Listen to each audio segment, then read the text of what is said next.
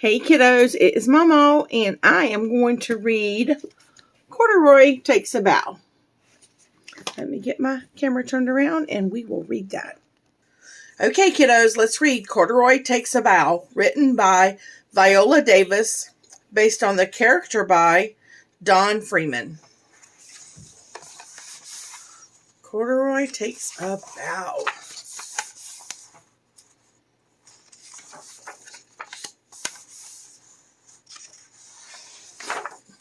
Okay. It was just starting to snow when Lisa and her mother got off the bus in front of the theater. Lisa held Corduroy tight as they walked up the steps. She had never been to a big theater like this before, neither had Corduroy. They had come to see a performance of Mother Goose Rhymes. In the lobby, people were picking up tickets. Ushers handed out programs. A brass chandelier hung from the ceiling that was painted with clouds. Suddenly, the lights flickered on and off. That means the play will start in a few minutes. We should find our seats, said Lisa's mother. Lisa held her mother's hand a little tighter and held Corduroy a little closer. The usher took their tickets and showed them where to sit. The seats are so soft, said Lisa. She put Corduroy on her lap and looked through the program.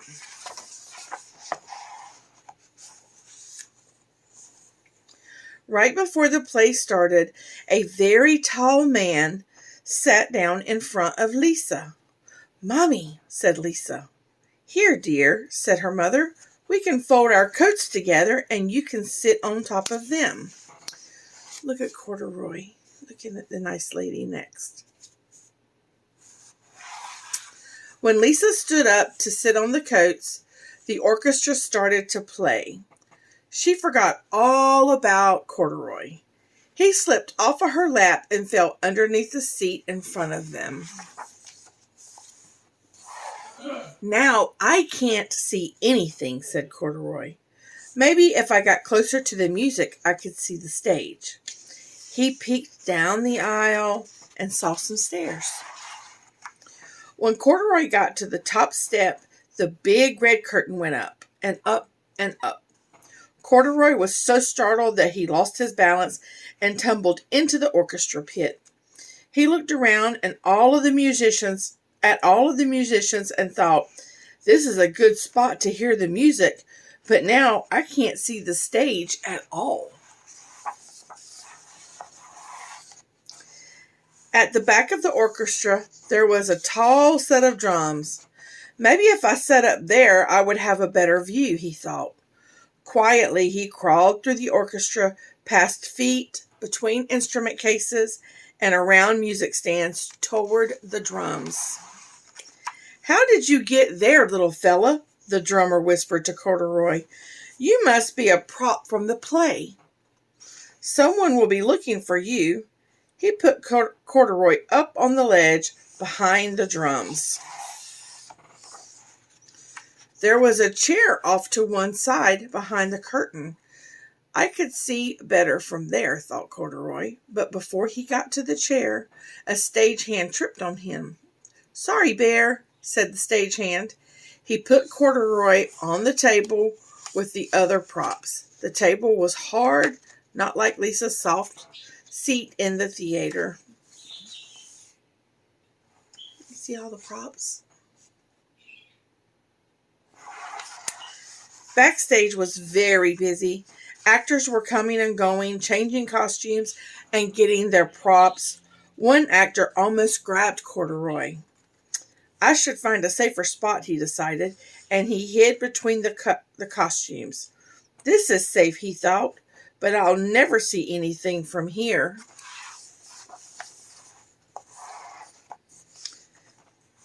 There was a tree with a basket in its branches in the wing, off to one side of the stage. "I would be able to see from there," Corduroy thought, and he climbed up the tree and into the basket.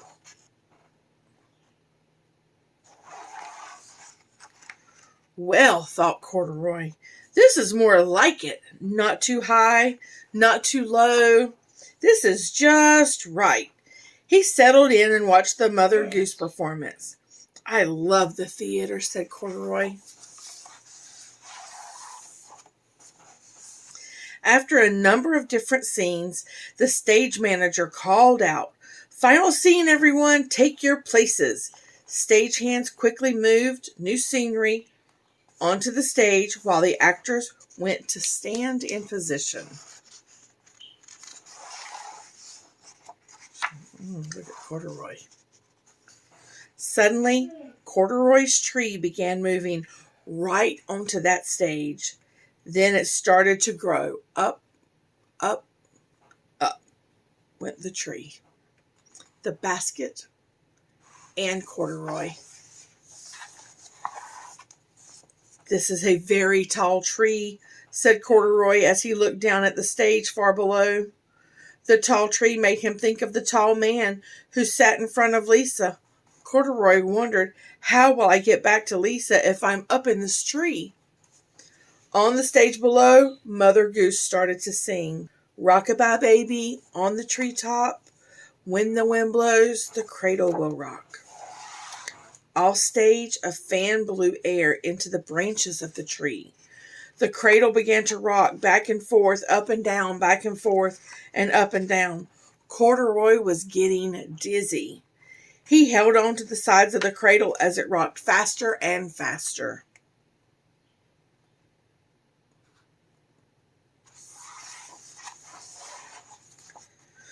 Mother Goose kept singing, "When the bough breaks, the cradle will fall."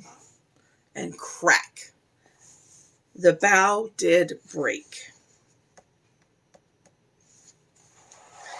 And down will come, and down will come baby, cradle and all. Down, down, down came Corduroy, cradle and all. Before Corduroy knew what was happening, Mother Goose scooped him up for the curtain call. Look at him right there. That silly bear. The audience clapped as the actors bowed. Corduroy bowed too.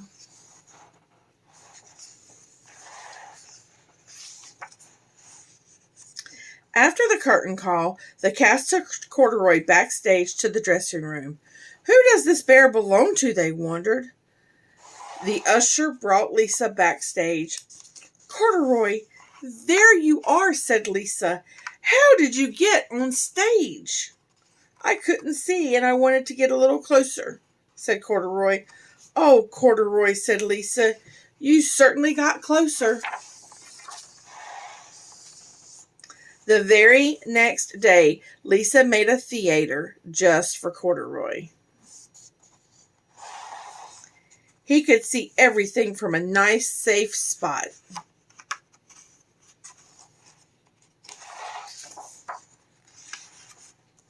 The end.